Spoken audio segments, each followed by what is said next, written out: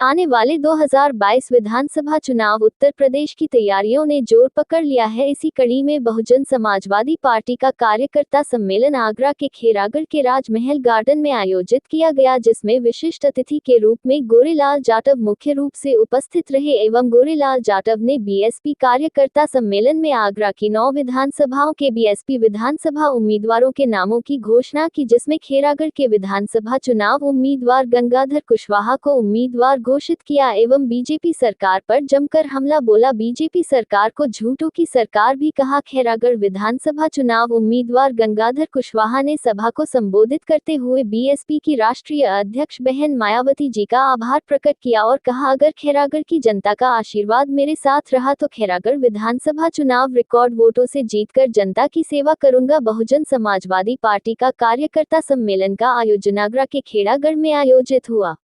गोरेलाल यादव ने की खेरागढ़ सहित आगरा की 9 विधानसभाओं के उम्मीदवारों के नामों की घोषणा। 92 खेरागढ़ विधानसभा चुनाव से गंगाधर कुशवाहा लड़ेंगे चुनाव। कार्यकर्ता सम्मेलन में उमड़ी हजारों लोगों की भीड़।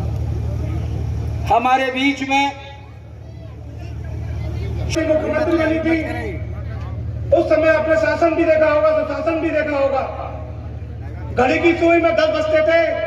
आज बहुजन समाज पार्टी की राष्ट्रीय अध्यक्ष परम आदरणीय बहन कुमारी मायावती जी के निर्देश पर खेरागढ़ विधानसभा क्षेत्र से आगामी 2022 विधानसभा चुनाव हेतु हमारी पार्टी के पुराने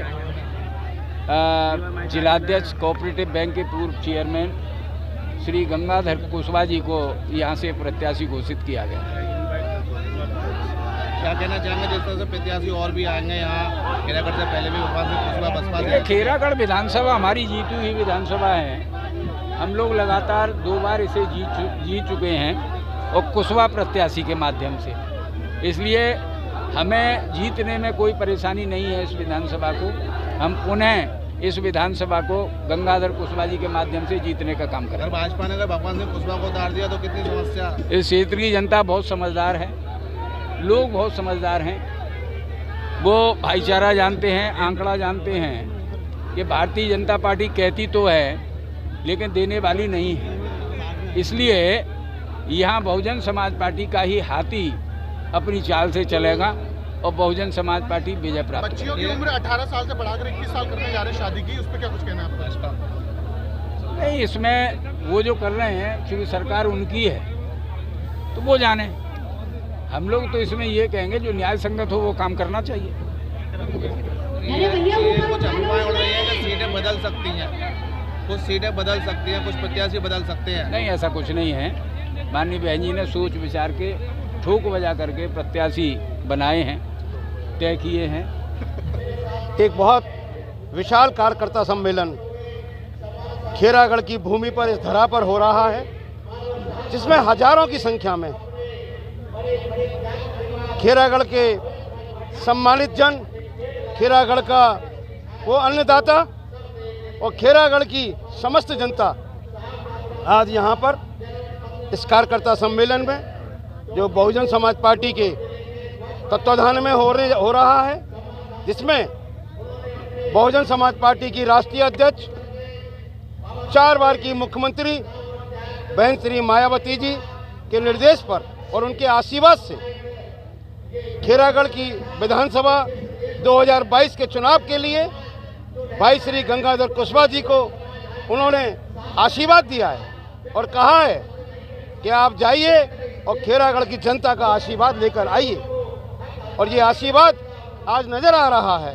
तो जो आज विशाल जनसमूह है यहाँ पर, ये आशीर्वाद दे रहा है और कह रहा है कि 2022 में भाई श्री गंगाधर कुशवाहा जी भारी बहुमत से और भारी मतों से यहाँ की जनता जो आज यहाँ पर उन्होंने अपना जो एक जन समूह इकट्ठा किया है, वो स्पष्ट संकेत दे रहा है कि भारी बहुमत से भाई श्री गंगाधर कुशवाहा जी को खेरागढ़ की विधानसभा में एक लाखों की जो एक जीत होगी, उस जीत से यहाँ की जनता उनको लखनऊ भेजेगी, क्योंकि गंगाधर कुशवाहा जी वाकई यहाँ पर एक ऐसे व्यक्ति हैं, उनकी एक छवि है, एक समाज सेवी हैं। हर व्यक्ति के तन मन से, हर व्यक्ति के दुख सुख में वो खड़े रहते हैं।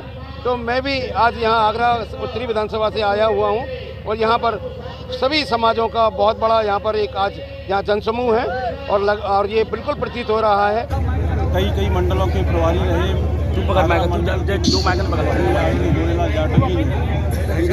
खीरागढ़ विधानसभा से मैं गंगा विधानसभा पूर्व चेयरमैन पूर्व जिलाध्यक्ष बहुजन समाज पार्टी आगरा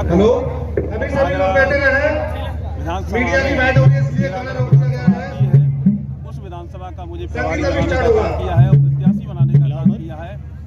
इस विधानसभा में मैं बहुत पहले से ही यहाँ काम करता रहा हूँ और जो भी इस विधानसभा के जो अधूरे काम है, पानी की समस्या है, बिजली की समस्या है, सड़कों की व्यवस्था है और नालियों की व्यवस्था है, उसका मैं पूरा करने का काम करूँगा। और इस विधानसभा के जो दलित शोषित और पिछड़े समाज के